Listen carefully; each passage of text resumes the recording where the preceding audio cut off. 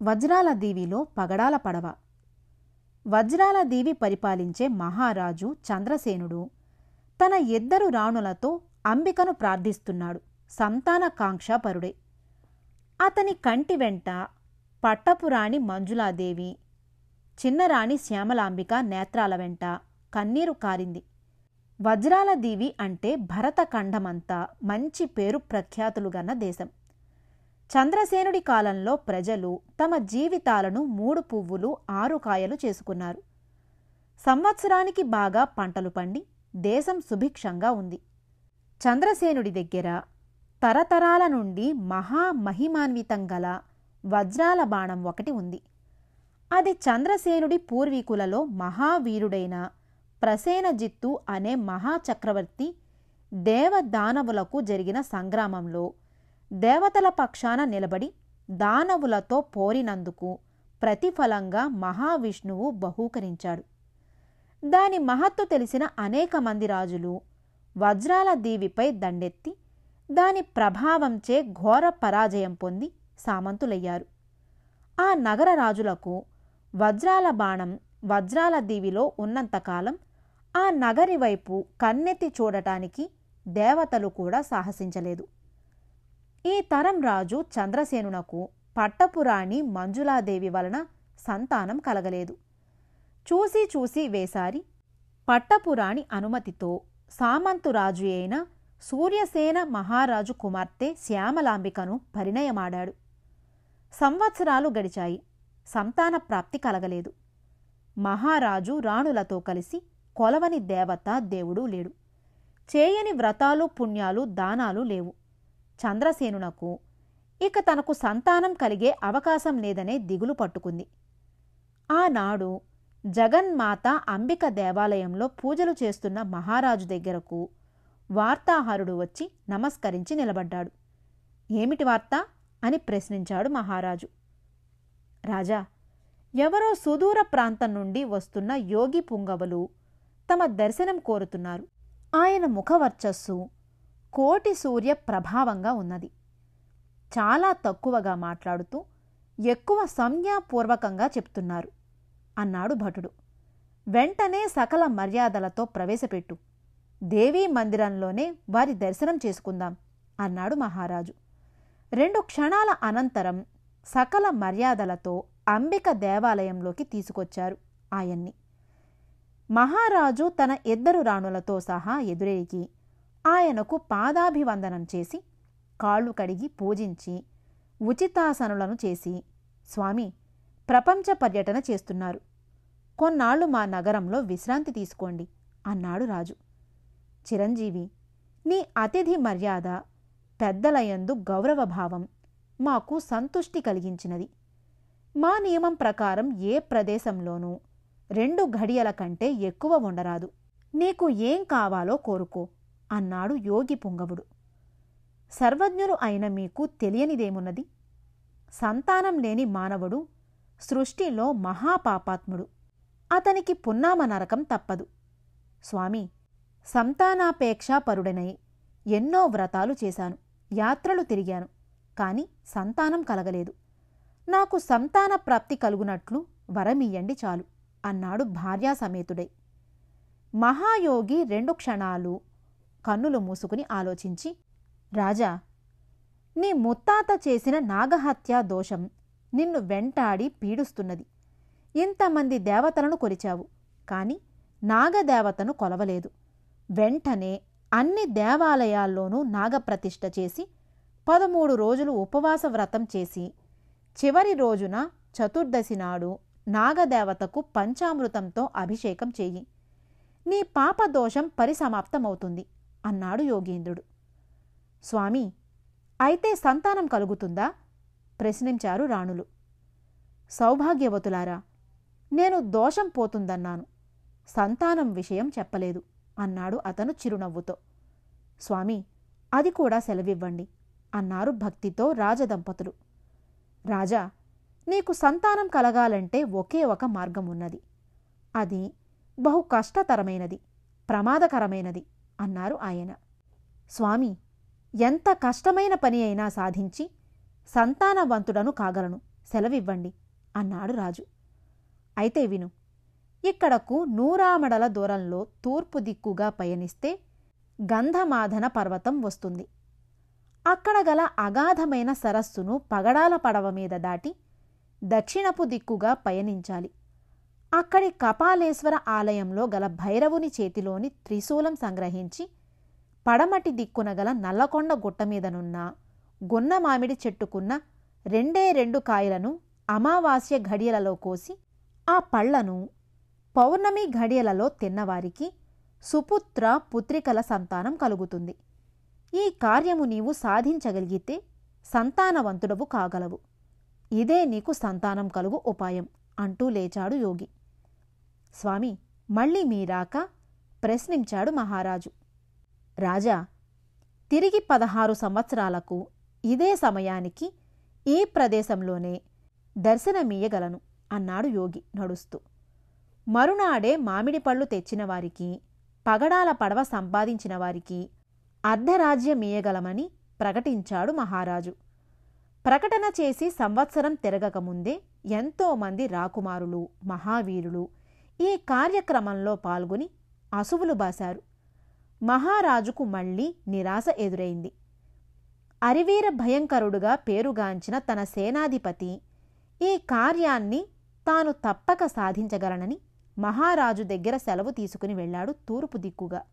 తాను పయనించే తూర్పు దిక్కున ఎన్నో అడ్డంకులు ఏర్పడినా చివరకు గంధమాధన పర్వతం వద్దకు చేరుకున్నాడు సేనాధిపతి సూరసేనుడు. దట్టమైన అడవులతో అనేక రకాల ఔషధులతో నిండి ఉన్న ఆ పర్వతం దగ్గర విశ్రాంతి తీసుకున్నాడు సూరసేనుడు. ఇంత దూరం పయనించి వచ్చిన తన అలసట కాస్త మటుమాయమైంది పర్వతవాయువులు సోకి. సూరసేనుడు గుర్రాన్ని అక్కడే వదిలి పర్వతం ఎక్కి అవతలి వైపుకు వెళ్లాడు. అక్కడ గల సముద్రం లాంటి సరస్సు మధ్యన పగడాలతో కూర్చి నిర్మించిన ఒక పడవ ఎర్రతామర పుష్పంలా కనిపించింది. ఆ సరస్సులో సరస్సు మధ్యనున్న పగడాల పడవను చేరటం ఎలా, ఈ సరస్సును దాటడం ఎలా అనే సమస్య ఎదురైంది సూరసేనుడికి. సరస్సు గట్టున నిలబడి యోచిస్తున్న సూరసేనునకు ఆవలి గట్టున ఎవరో నిలబడి పిలుస్తున్నట్లు కనిపించింది. సూరసేనుడు ఆ స్వరూపాన్ని నమ్మనట్లుగా సంజ్ఞ చేశాడు. అంతే, ఆ స్వరూపం నీళ్లమీద నడుచుకుంటూ పగడాల పడవను దాటి సూరసేనుని దగ్గరకు వచ్చింది. తెల్లని దుస్తులు ధరించిన ఆమె ఎంతో అందంగా కనిపించింది. సూరసేన, ధైర్యే సాహసే లక్ష్మి అన్న పెద్దల సూక్తిని మరిచావు. ధైర్యం చేసి ఆ సరస్సును ఈది ఆవలిగట్టు చేరగలవు అన్నది ఆమె. అమ్మా, నీవెవరివో గొప్ప మహత్తుగల దానవు కనుకనే ఈ సరస్సును దాటి ఈవలకు రాగలిగావు. సామాన్య మానవుడను నేను. ఆలోచించి కాని ఏ కార్యమూ చెయ్యలేను. పగడాల పడవ మీద సరస్సును దాటాలని ముని వాక్కు. సరస్సును ఈదమని, నడవమని ఆయన చెప్పలేదు అన్నాడు వినయంగా. సూరసేన, నేను గంధర్వకాంతను. నీ సమయస్ఫూర్తికి సంతసించాను. ఇంతవరకు వచ్చిన అనేక మంది వీరులు త్వరపడి సరస్సులో దూకి ప్రాణాపాయం పొందారు. నీ తెలివికి మెచ్చాను. ఆలోచించు, ఉపాయం తట్టుతుంది అన్నది ఆమె తిరిగి కొలనులో నీటిమీద నడిచివెడుతూ. సూరసేనుడు పగడాల పడవను నిశితంగా పరీక్షించాడు. గాలిలో కదలకుండా ఏదైనా చప్పుడు వినిపించితే పడవ కదలడం గమనించాడు. గంధర్వకాంత ఉపాయం తట్టుతుంది అని ఇచ్చిన సలహాలో తట్టు అనే శబ్దం అతన్ని ఆకర్షించింది. వెంటనే 2 చేతులు తట్టాడు గట్టిగా. అంతే, పగడాల పడవ కదిలింది వేగంగా. సూరసేనుని వైపు దూసుకువచ్చి ఆగింది సరస్సులో. సూరసేనుడు ఎగిరి పడవలోకి దూకాడు. పగడపు మ్రానుతో పగడాల కూర్పుగా నిర్మించబడి ఆ పడవ ఎంతో అందంగా, ఆకర్షణీయంగా ఉంది. లోపల ఎత్తైన ఆసనం, సువర్ణమైన రత్నాలు పొదగబడి ఉన్నది. బహుశా ఏ గంధర్వకాంతలో విహరించే నౌక కావచ్చు. చివరి ఒడ్డుకు చేర్చు అని తట్టాడు చేతులను. పడవ దూసుకుపోయింది ఆవలిగట్టునకు. సూరసేనుడు దిగి పడవను లోపలకు పొమ్మని చేతులు తట్టాడు. పగడాల పడవ సరస్సు మధ్యకు పోయి నిలబడింది. సూరసేనుడు యోగీశ్వరుడు చెప్పిన రీతిలో దక్షిణపు దిక్కుగా పయనించాడు. 3 పగళ్ళు రాత్రుళ్ళు నడిచి కపాలేశ్వర స్వామి ఆలయం చేరుకున్నాడు. నింగిని దాటే ఆ గుడి గోపురం, దాని శిల్ప వైభవం మానవ నిర్మితాలు కావు, ఏ దేవతలో గంధర్వులో నిర్మించి ఉంటారని భావించాడు అతను. గుడి ఎదుటగల పుష్కరిణిలో స్నానం చేసి శుచిగా దేవాలయం లోపలికి అడుగుపెట్టాడు. 2 నిలువుల ఎత్తుగల భైరవ విగ్రహం చేత త్రిశూలం ఎవరిమీదుకో విసురుతున్న భంగిమలో ఉన్నది. సూరసేనుడు భైరవుని స్తోత్రం చేసి పూలతో అర్చించాడు. ఆయన చేతిలోని త్రిశూలం ఎలా సంగ్రహించాలా అని ఆలోచించుతూ పగడాల పడవను తట్టినట్లే చేతులతో శబ్దం చేసి చూద్దామనుకున్నాడు. భైరవ విగ్రహానికి ఎదురు నిలబడి చేతులు తట్టాడు. అంతే, మరుక్షణంలో భైరవుడి కన్నులు జ్యోతుల్లా వెలిగాయి. నాలుక రక్తదాహంతో ముందుకు వచ్చింది. ప్రళయ భీకరమైన ఆ స్వరూపం యొక్క బీభత్సం చూసిన సూరసేనుడు ఒక్క అడుగు వెనక్కు వేశాడు.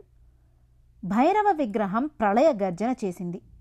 హూమ్మని హూంకరించి చేతిలోని త్రిశూలం సూరసేనుని వైపు విసిరింది.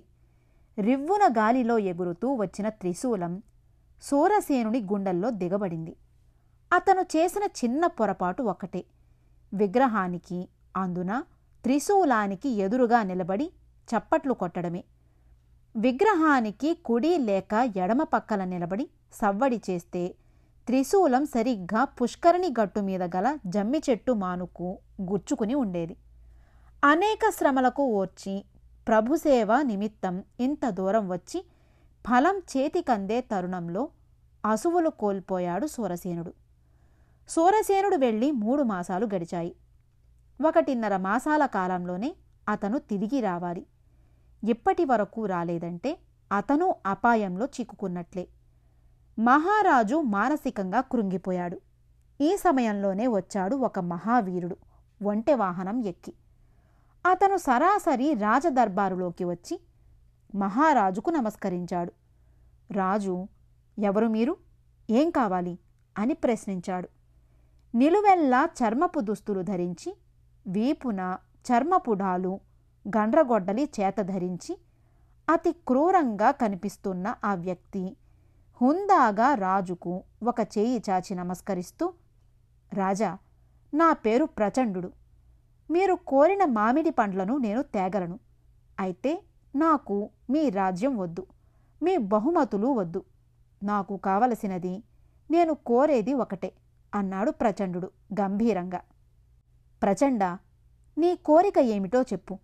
ఒక్క వజ్రాల బాణం తక్క అన్నాడు రాజు తెలివిగా. రాజా, నాకు నీ వజ్రాల బాణం వద్దు. కాని నీకు పుట్టే సంతానం ఆ బాణాన్ని ఎక్కుపెట్టి గురిచూసి మబ్బుల్లో వెళ్లే గరుడ పక్షిని కొడితే చూసి సంతోషించడం మాత్రమే అన్నాడు ప్రచండు. ఓ, అదంత గొప్ప కోరిక. తప్పనిసరిగా నీ కోరిక తీరుస్తాను అన్నాడు మహారాజు ఆలోచించకుండా. వజ్రాల బాణం గురిచూసి కొట్టిన తక్షణం తిరిగి రాగలదు. ఆ ధైర్యంతోనే మహారాజు మాట ఇచ్చాడు ప్రచండునకు. ప్రచండు కుడి చెయ్యి చాపి నమస్కరించి తన ఒంటె వాహనం ఎక్కి వచ్చిన దారినే పయనించాడు. ప్రచండు సరస్సు దాటి భైరవ ఆలయం ప్రవేశించాడు. సూరసేనుడి గుండెల్లో దిగిన త్రిశూలం పైకి లాగి వికటంగా నవ్వాడు. తిరిగి పడమటి దిక్కుకు పయనించాడు. నల్లకొండ కనుచూపు మేరలో ఉండగానే ప్రచండు ఆగిపోయాడు. ప్రచండ, నీ స్వార్థం కొరకు ఎంతోమంది అమాయకులు బలి కావడం నీకు సంతోషమా? ఇంద్ర పదవి నీకు లభ్యమగునా అన్నది నల్లకొండ మీద ఉన్న అదృశ్య శక్తి. మూర్ఖపు పిరికిదెయ్యమా, ఇంద్ర పదవే కాదు, సమస్త భూమండలాన్ని కూడా జయించగల శక్తి ఉంది నాకు. నీలాంటి పిరికివాళ్లున్నంతకాలం మన జాతి గతులు ఇంతే అన్నాడు ముందుకు నడుస్తూ. ఆగు, నీవు ఏ జాతి వాడవో నాకనవసరం. నేను కోరిన బలి ఇచ్చిన తర్వాతే ఈ నల్లగుట్ట మీద కాలు మోపగలవు అన్నదా అదృశ్య రూపం. పిచ్చి రాక్షసి, తీసుకో నీ బలి అంటూ తన కుడి చేతిలోని గండ్రగొడ్డలి ఎత్తి ఎడమ చెయ్యి నరికి రక్తతర్పణమిచ్చాడు అదృశ్య శక్తికి.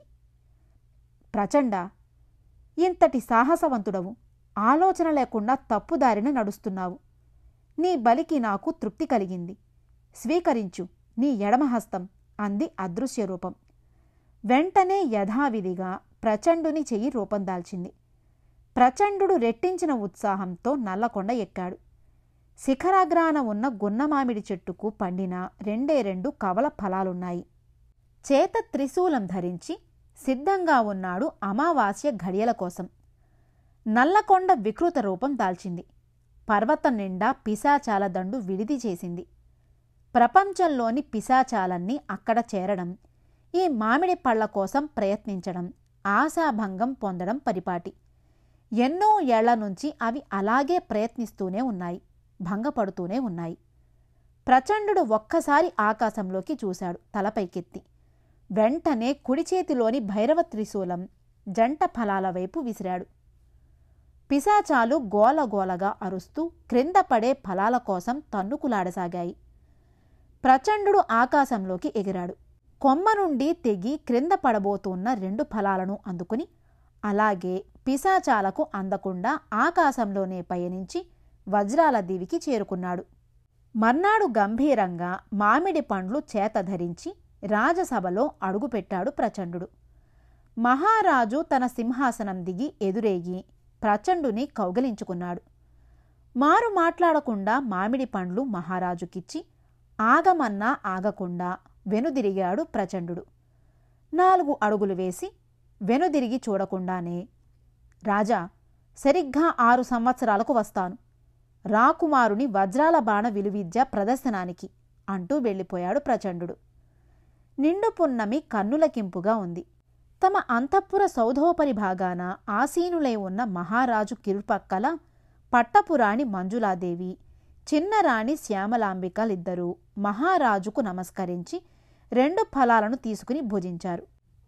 పై చర్మం గింజలు మహారాజు తమ పంచకళ్యాణికి పెట్టాడు స్వయంగా. ఆనాడు వజ్రాల దీవి కన్నుల పండువుగా అలంకరించబడింది. దేశ దేశాల నుండి రాజులు, సామంతులు వచ్చారు శుభాకాంక్షలు తెలపడానికి. పట్టపురాణి మంజులాదేవి మగబిడ్డను ప్రసవిస్తే, చిన్నరాణి శ్యామలాంబిక ఆడబిడ్డను ప్రసవించింది. గుర్రపుశాలలో ఉన్న పంచకళ్యాణి ముద్దులు మూటగట్టే నల్లటి అశ్వాన్ని ప్రసవించింది. మహారాజు చంద్రసేనుడు కోశంలో ఉన్న ధనమంతా వెచ్చించాడు ఆ రోజు పేదల కోసం. వరుసగా మాసం రోజులు నాగపూజలు, నాగదేవతలకు అభిషేకాలు జరిగాయి. వచ్చిన రాజులకు, సామంతులకు విలువైన కానుకలు బహూకరించాడు మహారాజు ఆప్యాయంగా. తమ రాజు సంతానవంతుడైనాడని వజ్రాల దివి ప్రజలు 3 మాసాలు ప్రతిరోజు పండగ జరిపారు. వజ్రాల దీవి నిజంగా వజ్రాల దీవి అయింది. యువరాజుకు అజేయుడు అని, కుమార్తెకు అనిలాదేవి అని పేర్లు పెట్టారు పూజ్యులైన పెద్దల సలహాతో. లేకలేక కలిగిన సంతానాన్ని చూసి మురిసిపోయారు రాజదంపతులు. పంచకళ్యాణి గుర్రానికి పుట్టిన మగపిల్లకు మెరుపు అని పేరు పెట్టారు. అది ఆ పేరుతో పిలిస్తే సకిలించి పరుగులు పెడుతుంది. రాజు సంతానంతో పాటు పంచకళ్యాణి కూడా దినదిన ప్రవర్ధమానంగా పెరుగుతూ ఉంది. మహారాజుకు వేరే చింతలేమీ పట్టలేదు. పిల్లలతో ఆడుకోవడం, మెరుపు మీద వారిద్దరిని ఎక్కించి తిప్పడం, ఇది ఆయన దిన కార్యక్రమం. ఇట్టే 5 సంవత్సరాలు గడిచాయి. యువరాజు అజేయుడు, కుమార్తె అనిలాదేవికి ఆ రోజు అక్షరాభ్యాస మహోత్సవం జరుగుతుంది. వజ్రాల దీవి నగరం అలంకరించబడి ఉంది. ప్రత్యేకంగా నిర్మించబడిన వేదిక మీద రాజు తన 2 పిల్లలకు రాజగురువు శ్రీకాంత శర్మచే విద్యాభ్యాసం చేయించుచున్నారు. కింద ఇసుక పోసి బంగారు పుడకతో ఓం నమ శివాయ అని దిద్దించుతూండగా ఏదో సవ్వడి వినిపించింది. మహారాజు యాదృచ్ఛికంగా అటు తిరిగి చూశాడు. తమ ఎదురుగా ప్రచండు 2 చేతులు నడుం మీద పెట్టుకుని తీక్షణంగా మహారాజును చూస్తున్నాడు. మహారాజు లేచి ప్రచండుని దగ్గరకు వెళ్ళి, ప్రచండ, నీ కోరిక నాకు గుర్తుంది. అయితే చిరంజీవి అజేయుడు వజ్రాల బాణం మోయలేడు. మరో 5 సంవత్సరాలు ఆగావంటే అతను అన్ని విద్యల్లో పరిపూర్ణత సంపాదించుకోగలడు అన్నాడు చిరునవ్వుతో. ప్రచండు మౌనంగా తలూపి రాకుమారుని, రాకుమార్తెను ఒక్కసారి చూసి వెనుదిరిగి తన ఒంటె వాహనం మీద ఎక్కి వెళ్ళిపోయాడు. రాకుమారుడు సకల విద్యల్లో పరిపూర్ణత సిద్ధించుకున్నాడు. అస్త్రశస్త్ర విద్య పారంగతుడయ్యాడు. గుర్రపు స్వారీలో, విలువిద్యలో, కత్తిసాములో అతనిని ఓడించగల దిట్ట ఎక్కడా పుట్టలేదు. మెరుపు మీద ఎక్కితే 3 గంటల్లో వజ్రాల దీవి చుట్టూ తిరిగి రాగల వేగంతో పయనించగలడు. ఆకాశంలో మబ్బుల మాటున దాగి ఉన్న పక్షిని సైతం కొట్టగలడు. అంతటి విలువిద్యా సంపన్నుడుగా తయారయ్యాడు అజేయుడు. రాకుమారి అనిలాదేవి 64 విద్యలు, 4 వేదాలు, అనేక సంగీత సాహిత్య విద్యల్లో పరిపూర్ణత కలిగిన విద్యావతిగా తయారైంది. మెరుపు నిజంగా మెరుపులాగే పయనిస్తుంది. నేలమీదే కాదు, ఆకాశంలో. మహారాజు చంద్రసేనుడు సంతుష్టుడైనాడు. అయితే ప్రచండుని మాట మరిచిపోయాడు. ఆనాడు రాజకుమారునకు రాజకుమార్తెకు 12 సంవత్సరాలు నిండాయి. వారి జన్మదినోత్సవ వేడుకలు బ్రహ్మాండంగా జరపాలని దేశ విదేశాల నుండి అనేక మంది కళాకారులను, వీరులను రప్పించి పోటీలు ఏర్పాటు చేశాడు రాజు చంద్రసేనుడు. ఆ పోటీల్లో యువరాజు కూడా విధిగా పాల్గొనేట్లు చేశాడు. ముందుగా అశ్వస్వారీ ప్రారంభమైంది. ఆ పోటీలో అనేక జాతుల గుర్రాలు పాల్గొన్నాయి. అయితే మెరుపు వేగానికి అవి నిలబడలేకపోయాయి. ఆ పోటీలో యువరాజుని విజేతగా ప్రకటించారు. మల్లయుద్ధ ప్రవీణుల పోటీలో అందర్నీ ఓడించిన మహామల్లు రాజభూషణుడితో పోటీ ఏర్పాటు అయ్యింది. 12 సంవత్సరాలు నిండిన యువరాజుకు 35 సంవత్సరాలు నిండిన జగజ్జెట్టికి పోటీయా? రాజభూషణుడు ఈ పోటీకి అంగీకరించలేదు. అయితే నిపుణుల బలవంతం మీద రాజకుమారునితో పాల్గొని ఒకే ఒక పట్టులో అజేయుడిని ఓడించాడు. ఈ పోటీలో రాజభూషణుడే విజేతగా ప్రకటించబడ్డాడు. మహారాజు, యువరాజు బాధపడలేదు. పైగా అతన్ని ప్రశంసించారు. యువరాజు అతనికి నమస్కరించి వేదిక దిగాడు. తరువాత కత్తిసాములో అందర్నీ ఓడించిన మహావీర పద్మనందుడికి, అజేయుడికి పోటీ ఏర్పాటైంది. ఈ పోటీలో అనేక మెళకువలు ప్రదర్శించారు ఇద్దరు. ఇదిగో నందుడి పని సరి, ఇదిగో రాకుమారుడు ఓడిపోయాడు అనే మాటలతో రణగుణ ధ్వని తయారైంది. పద్మనందుడు క్రింద నుండి విసిరిన ఖడ్గానికి యువరాజు ఖడ్గం ఎగిరి అల్లంత దూరంలో పడటంతో మహావీరుడుగా పద్మనందుడు తన పదవిని, బిరుదును దక్కించుకున్నాడు. యువరాజు అతనికి పాదాభివందనం చేసి వేదిక దిగాడు. వరుసగా 2 పోటీల్లో ఓడిపోయినా మహారాజు కానీ యువరాజు కానీ బాధపడలేదు. కారణం శారీరకంగా యువరాజు ఎదగలేకపోవడం. చివరిగా విలువిద్యా పాటవం జరిగింది. అందర్నీ ఓడించిన కిరీటి బిరుదాంకితుడు పార్వతీసుడు ఒక్కడే మిగిలాడు. అతనితో పోటీ ఏర్పాటైంది. యువరాజు అజేయుడు పార్వతీసుని కంటే మెలకువలు ప్రదర్శించి సెహబాష్ అనిపించుకున్నాడు. చివరిసారిగా కనుచూపు మేరలో ఏర్పాటు చేసిన నల్లని చక్రం మధ్య తెల్ల గుర్తులో బాణాన్ని వేయాలనే పోటీలో కనుచూపు మందగించిన కిరీటి బిరుదాంకితుడు పార్వతీసుడు తప్పాడు. గురిచూసి వదిలిన యువరాజు బాణం తెల్లని మబ్బులో కూర్చుంది. ఆ పోటీలో విజేతగా అజేయుడు ప్రకటింపబడ్డాడు. మహారాజా అనే మేఘగర్జన లాంటి కేకతో చంద్రసేనుడు త్రుళ్ళిపడి అటు చూశాడు. చర్మపు డాలు, చేతకత్తి, చర్మపు దుస్తులు ధరించిన ప్రచండుడు కనిపించాడు. ఈ సమయంలో గుర్తుకు వచ్చింది తన వాగ్దానం. సింహాసనం దిగి ప్రచండుని దగ్గరికేగి అతన్ని కౌగలించుకుని, ప్రచండ, మన్నించు, పొరపాటు అయింది. అదిగో నీ అనుగ్రహం వలన పుట్టిన బిడ్డలు పెరిగి ఎంత వారయ్యారో చూడు, రా, నీ కోరిక తీరుస్తాను అంటూ అతన్ని తన సింహాసనం దగ్గరకు తీసుకువచ్చాడు చంద్రసేనుడు. మంత్రికి, రాజగురువుకు, మహారాణులకు తక్క ఈ ప్రచండుడెవడో ఎవ్వరికీ తెలియదు. మహారాజు సమస్త ప్రజలు కూర్చున్న ఆ ఉత్సవ సభలో ప్రచండుని పరిచయం చేశాడు. యువరాజు, యువరాణి, మెరుపు ఈ మహానుభావుడు తెచ్చిన ఫలాల వల్లనే జన్మించారని చెబుతూ అతను కోరిన చిన్న కోరికను కూడా వెల్లడించాడు. ప్రజలు ప్రచండునికి జై అని నినాదాలు ఇచ్చారు. కాని రాజగురు శ్రీకాంత శర్మ మాత్రం ఈ చిన్న కోరికలోనే ఏదో నిగూఢత ఉన్నదని అనుమానించాడు.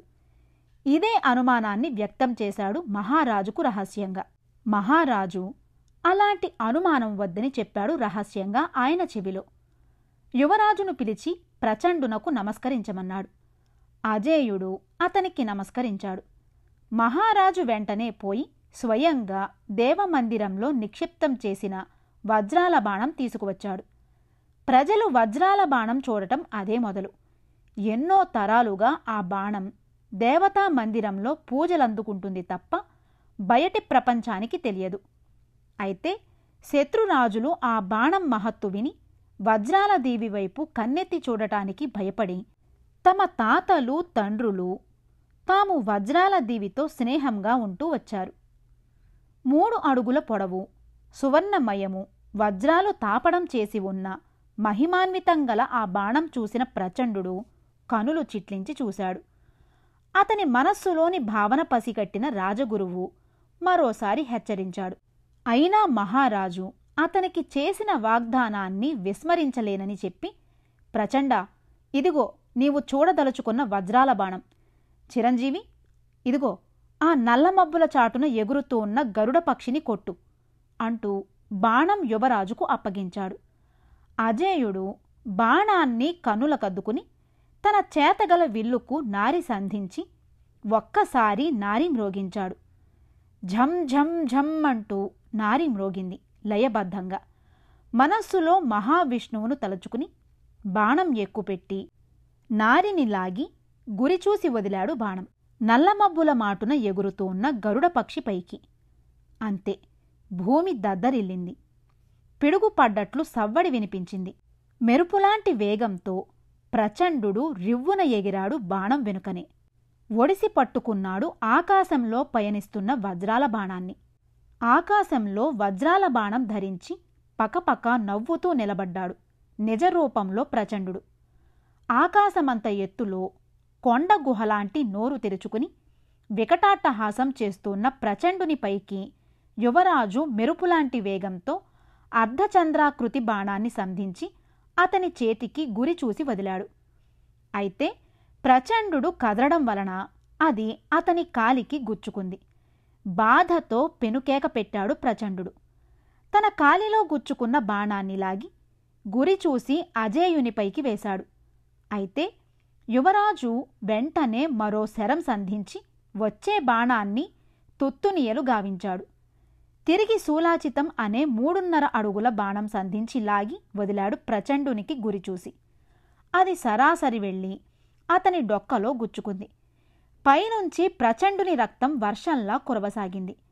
ప్రచండు బాధతో అరిచి, ఒరే అజేయ, నీ చావు మూడిందిరా అంటూ పెనుగదను సృష్టించి రాకుమారునిపైకి విసిరేశాడు. ప్రజలు హాహాకారాలు చేస్తూ చెల్లాచెదురు కాసాగారు. అజేయుడు గండ్రకత్తెర అనే వంకర బాణాన్ని సంధించి నారి బలంగా లాగి వదిలాడు గదపైకి. గద ఆకాశ మార్గంలోనే పొడి పొడిగా మారి రక్తంలో కలిసి ఎర్రని వడగళ్లుగా రాలింది.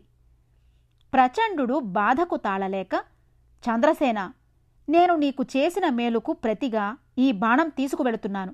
అయితే అజేయుడు కొట్టిన దెబ్బకు నేను ప్రతిఫలం తీసుకుంటాను అంటూ అంతర్ధానం అయ్యాడు.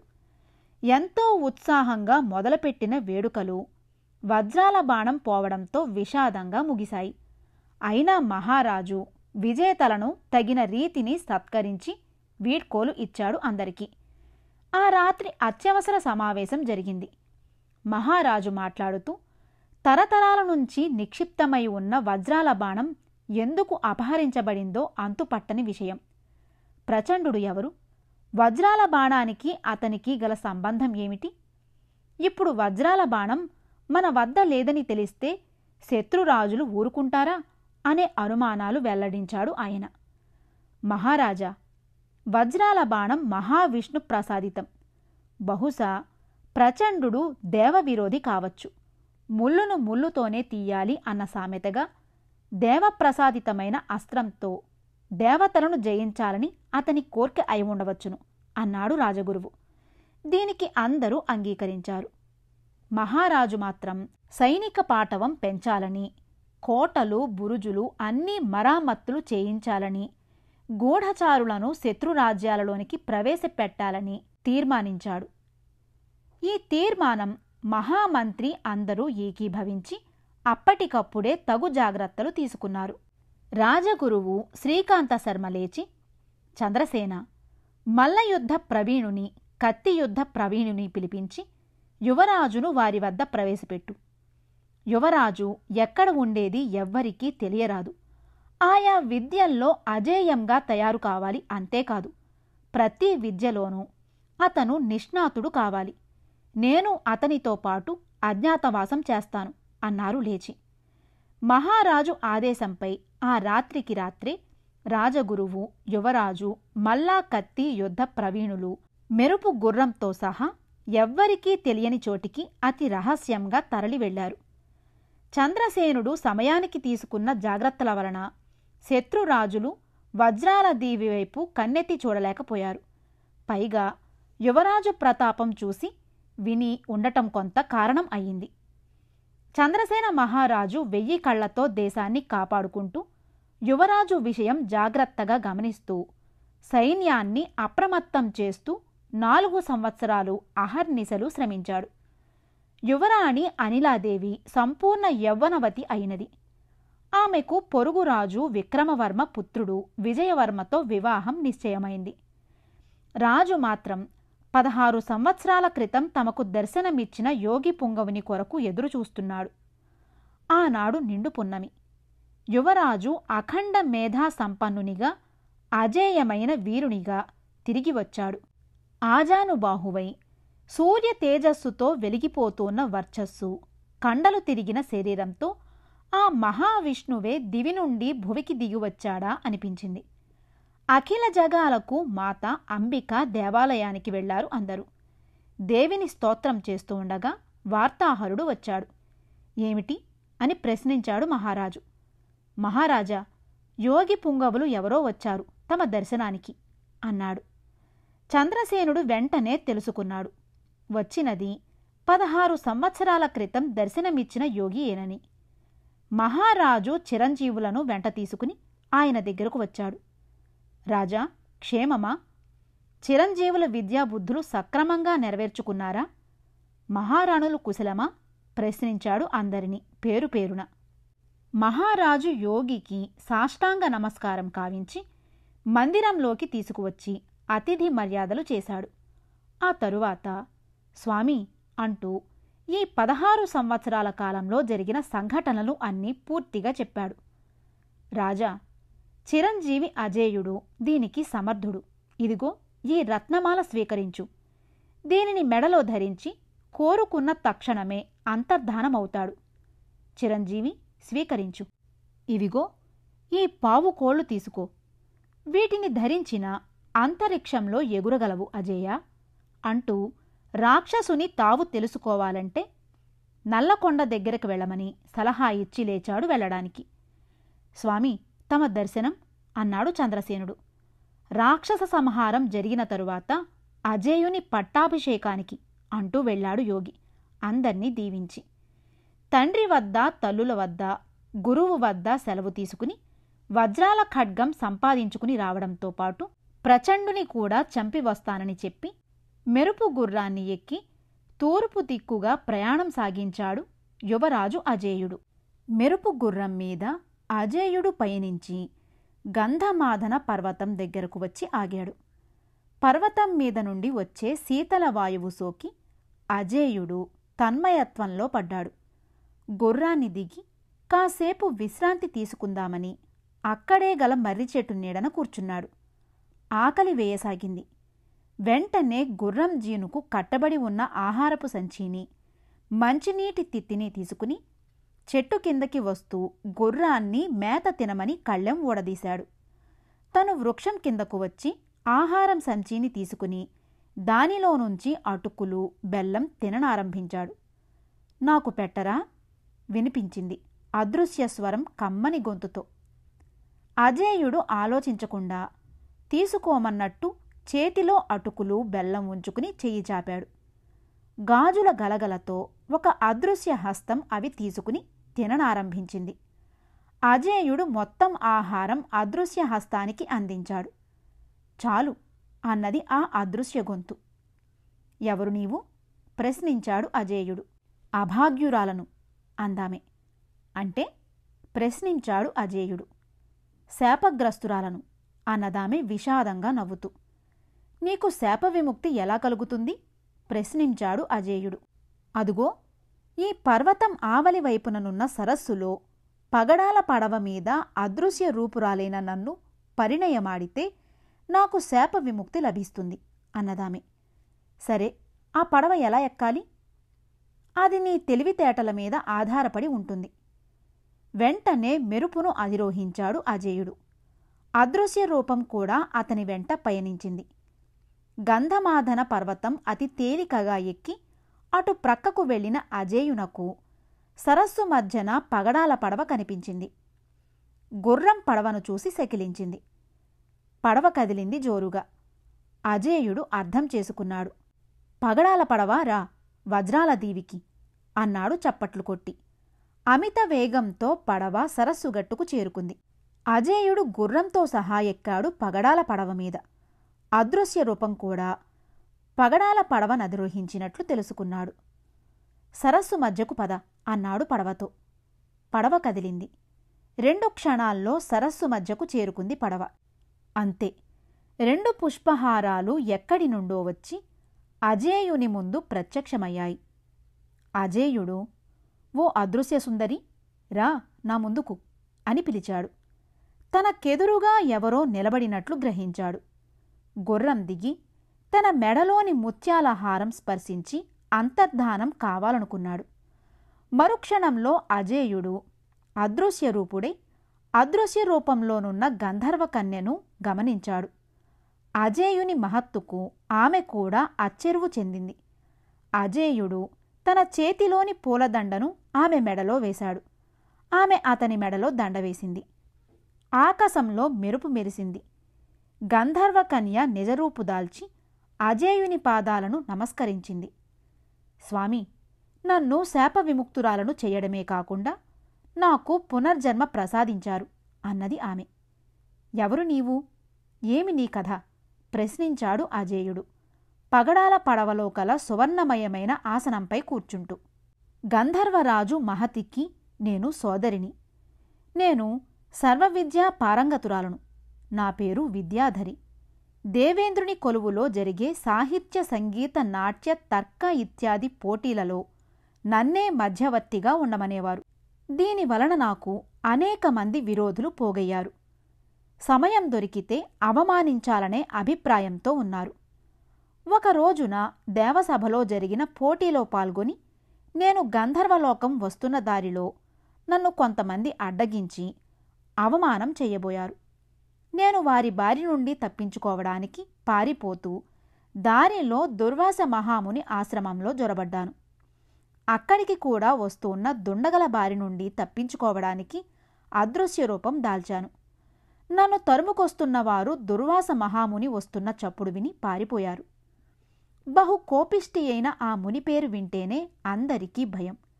నేను కూడా భయపడి బయటకు రాబోతూ కమండలంలోనున్న మంత్రజలాన్ని తన్నేశాను చూడకుండా. అప్పుడే దేవతలకు అర్ఘ్యమీయబోతున్న ఆయన భృకుటి ముడిపడింది కోపంతో. చేయి పైకెత్తి, ఓ అదృశ్య రూపమా, నీవు అదే రూపంలో ఉండి ఈ నీళ్లు క్రింద పారినట్లే నీ జీవితం కూడా నేలపాలవుగాక అని శపించాడు. నేను అదృశ్య రూపంలో ఉండి జరిగిన విషయం చెప్పి నన్ను మన్నించమని ప్రార్థించాను కాళ్లమీద పడి. దానికి దుర్వాస మహాముని శాంతించి, మానవుడిని పెళ్లాడి నేలమీద నీ జీవితం గడుపు. ఎవడైతే పగడాల పడవలో నీ మెడలో పూలమాల వేస్తాడో వాడే అజేయుడు అన్నాడు. స్వామి, ఇది నా కథ అంటూ విద్యాధరి తన కథను చెప్పింది. పగడాల పడవ ఆవలి ఒడ్డుకు చేరింది. అజేయుడు, విద్యాధరి మెరుపు గుర్రంతో సహా పడవ దిగాడు. జరిగిన విషయం అంతా చెప్పాడు విద్యాధరికి. తను వచ్చే వరకు ఇక్కడే ఉండమని, లేకుంటే పగడాల పడవలో విశ్రాంతి తీసుకుంటే తన పంచకళ్యాణి మెరుపు గుర్రం కాపలా కాస్తూ ఉంటుంది అని చెప్పాడు అజేయుడు. విద్యాధరి తలూపి పగడాల పడవలో కూర్చుంది. మెరుపును విద్యాధరికి కాపుగా ఉండమని చెప్పి తను మాయాపాదుకలను ధరించి దక్షిణపు దిక్కుగా పయనించాడు అజేయుడు. దక్షిణపు దిక్కులో గల భైరవ దేవాలయం దగ్గర ఆగి దేవాలయం లోపలకు వెళ్ళాడు. భైరవుని పాదాల చెంత మానవ అస్థిపంజరం కనిపించింది. దాని వేలికున్న రాజముద్రిక వజ్రాల దేవికి చెందినదే. ఇంకా శిథిలం కాకుండా ఉన్న కత్తిపిడి మీద కూడా వజ్రాల దేవి గుర్తులున్నాయి. ఓహో, ఈయన మా సేనాధిపతి సూరసేనుడు కావచ్చు. సంతాన ఫలాన్వేషణలో ఈయన తన ప్రాణాలు కోల్పోయాడు. ఈయన బ్రతికితే బాగుండనుకున్నాడు మనసులో. వెంటనే కోవెల ఎదురుగానున్న పుష్కరిణిలో స్నానం చేసి భైరవునికెదురుగా పద్మాసనంలో కూర్చుని మహాభైరవ మంత్రం పఠించసాగాడు. 3 రాత్రుళ్ళు 3 పగళ్ళు ఎడతెరిపి లేకుండా పఠిస్తున్న మంత్రోచ్చారణకు భైరవుని విగ్రహం వణికిపోసాగింది. నల్లగానున్న విగ్రహం ఎరుపు రంగు దాల్చింది. కన్నులు చింతనిప్పులు వర్షించసాగాయి. భైరవుని కన్నులు తెరుచుకున్నాయి. తనకెదురుగా పరమ పవిత్రమైన మనస్సుతో కన్నులు మూసుకుని జపిస్తున్న 16 సంవత్సరాల యువకుడు కనిపించాడు. భక్తుడా, నీ మంత్రోచ్చారణ ఆపు. నీ శక్తికి భక్తికి మెచ్చాను అన్నాడు భైరవుడు. అజేయుడు లేచి భైరవాష్టకం చదివి ఆయన్ను ప్రసన్నుడను చేసుకున్నాడు. అతని ముందు సాష్టాంగ నమస్కారం చేసి నిలబడ్డాడు. చిరంజీవి, వేలాది సంవత్సరాలుగా నన్ను ప్రసన్నం చేసుకున్న మానవుడు ఎవడూ లేడు. వయస్సులో తక్కువైన భక్తిలో శక్తిలో మిన్నయైన వాడివి. నీకు కావలసిన వరాలు 3 కోరుకో అన్నాడు భైరవుడు. దేవా, రుద్రప్రియ, సమస్త పిశాచగణ అధినేత, మహాకాళేశ్వర, ఇదిగో పాదాల చెంతపడి ఉన్న ఈ మానవమూర్తిని సజీవుడను కావించండి. మా వజ్రాల బాణం ఎక్కడుందో చెప్పండి. ప్రచండుని ఆయుష్షు ఎక్కడున్నదో, ఏ రీతిగా అతను సంహరించబడతాడో సెలవివ్వండి అన్నాడు అజేయుడు. చిరంజీవి, ఈ అస్థిపంజరాన్ని మానవుడిగా మార్చాలంటే నీవు కొంత శ్రమపడాలి. ఆ కనిపించే పుష్కరిణి లోపల గల ముత్యము తెచ్చి దానిని ఇతని గుండెలపై పెట్టి 3.5 రోజులు మృత్యుజపం చేసి పుష్కరిణిలో గల నల్ల తామర ముంచిన జలంతో ఈ అస్థిపంజరాన్ని అభిషేకం చేయించు.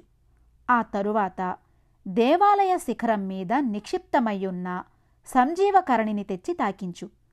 ఇతను పునర్జీవితుడు అవుతాడు. ఇక వజ్రాల బాణం నల్లకొండ చీకటి గుహలోపల రహస్యద్వారం తెరుచుకొని 3 ఆమడల దూరం వెళితే ప్రచండుని మందిరం వస్తుంది. అక్కడ సకల భూతగణాలు కాపాలిక బృందం కాపలా కాస్తూ ఉంటాయి. వాటిని జయించాలంటే ఉత్తరపు దిక్కుగల అయస్కాంత పర్వతం శిఖరంపై నిలబడి ఉన్న నా త్రిశూలం కావాలి. ఇకపోతే ప్రచండుని ప్రాణం అతని మందిరంలో గల మహాకాళీ స్వరూపం యొక్క గుండెల్లో నిక్షిప్తమై ఉన్నది. మహాకాళీ గుండెల్లో గల అతని ఆయుప్పేటిక తీయడం సామాన్యమైన విషయం కాదు. మహాదేవిని ప్రత్యక్షం చేసుకోవాలి. ఆమె కోరే కోరికలు తీర్చాలి. అప్పుడే ప్రచండుని చావు సాధ్యమయ్యేది అన్నాడు భైరవుడు. అజేయుడు భైరవునకు నమస్కరించాడు. భైరవుడు అంతర్ధానం కాగానే అగాధమైన ఆ పుష్కరిణిలో దూకాడు. 2 క్షణాల్లో ఏ ప్రయాస లేకుండా లోపల నిక్షిప్తమై ఉన్న నల్లముత్యాన్ని తెచ్చి సూరసేనుని అస్థిపంజరంపై పెట్టాడు. ఈశాన్య దిక్కుకు తిరిగి ఒంటి కాలిపై నిలబడి మృత్యుంజయ మంత్రాన్ని జపించసాగాడు. 3.5 రోజుల అనంతరం కన్నులు తెరిచి చూశాడు. ఆశ్చర్యం! అస్థిపంజరం స్థానంలో మానవదేహం ఉంది. సంతోషాతిశయాలతో వెంటనే వెళ్ళి నల్లకలువతో జలాన్ని తెచ్చి శరీరంపై ప్రోక్షిస్తూ మృత్యుంజయ మంత్రం జపించాడు. శరీరంలో జీవం తొణికిసలాడటం గమనించాడు. మాయాపాదుకలు ధరించి గగన వీధిలోకి ఎగిరి శిఖరంపై నిక్షిప్తమై వింత వింత రంగులు విరజిమ్మబడుతూ ఉన్న సంజీవకరణిని తెచ్చాడు క్రిందకు. వెంటనే సంజీవకరణిని సూరసేనుని శరీరానికి తాకించాడు. అంతే, మరుక్షణంలో అతని గుండె కొట్టుకోవడం ప్రారంభించింది. శ్వాస ఆడుతోంది. మెల్లగా కన్నులు తెరిచాడు సూరసేనుడు. తనకెదురుగా నిలబడి తనవైపే ఆసక్తితో చూస్తూ ఉన్న శరీరం మీద చిన్న గోచీ తప్ప మరేమీ లేని ఒక యువకుడిని చూసి భైరవమూర్తిగా తలంచి నమస్కరించాడు అతనికి. సూరసేనుల వారికి అభివాదాలు. కొంచెం స్థిమితపడండి. అదిగో ఆ శిలపై ఆసీనులు కండి అని తను దుస్తులు ధరించాడు అజేయుడు. 16 సంవత్సరాల వయస్సుతో రాజదుస్తులతో ఆకర్షణీయంగా ఉన్న ఆ యువకుని చూడగానే అతనికి తన రాజు చంద్రసేనుడు గుర్తుకు వచ్చాడు. తను చంద్రసేనుడు ఒకే వయస్సు గలవారు. చిన్నతనం నుండి ఒకే గురువు వద్ద విద్యనభ్యసించారు. వంశానుసారం అతను రాజు, తను సేనాధిపతిగా పదవీ బాధ్యతలు స్వీకరించారు. ఈ కుర్రాడు అంతా చంద్రసేనుని పోలికే. ఏమి ఆశ్చర్యం! నిన్ననే కదా నేను ఈ భైరవాలయంలో ప్రవేశించింది. అవును, తన గుండెల్లోకి భైరవుని త్రిశూలం దూసుకుపోయినట్లు గుర్తు. ఆ తరువాత తను నేలమీద పడ్డాడు. ఆ తరువాత ఇప్పుడు నిద్రలేచాడు.